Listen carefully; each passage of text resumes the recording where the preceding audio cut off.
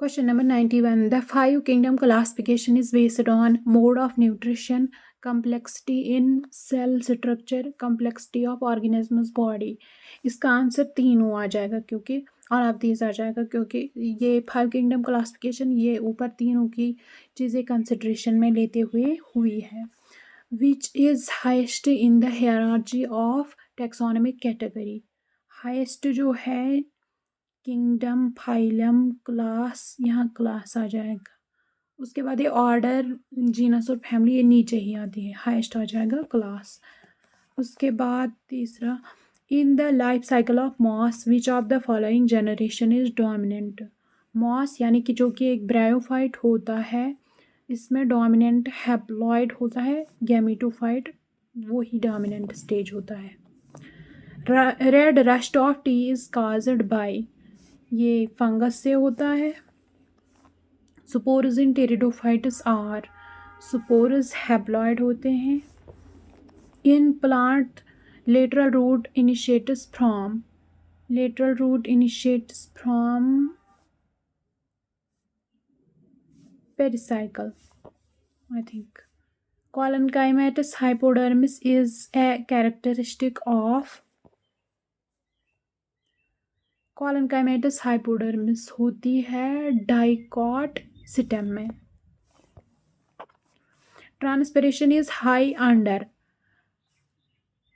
Dry atmosphere, high atmospheric pressure, low temperature, humid environment. Transpiration यानी कि water loss होना leaves के through, वो सबसे ज़्यादा तब होगा जब ड्राई एनवायरनमेंट होगा. Yes, dry environment.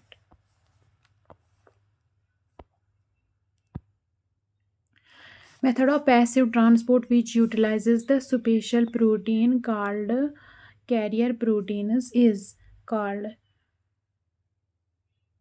वो ट्रांसपोर्ट होता है जिसमें वो फैसिलिटेटेड होता है क्योंकि पैसिव है ऊपर से, लेकिन प्रोटीन्स की ज़रूरत पड़ती है तो वो फैसिलिटेटेड ही होगा.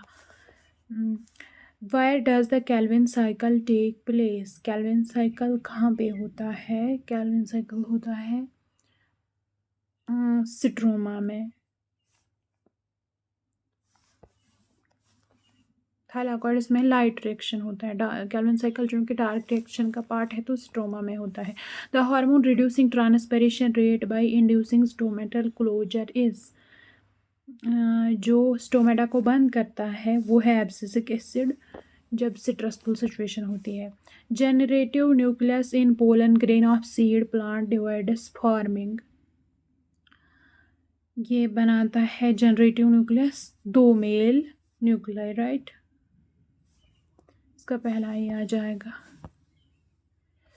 If the number of chromosomes in the vegetative tissue of an angiosperm plant is 12, what will be normal number in the endosperm?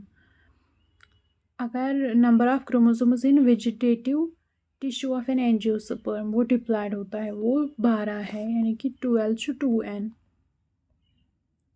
तो what will be normal number in the endosperm? चूँकि endosperm जो होता है वो triploid होता है, 3n होता है. पहले यहाँ से हम n निकालेंगे तो n आ जाएगा 6, 3 6 आ जाएगा 18, तो इसका पहला आंसर आ जाएगा.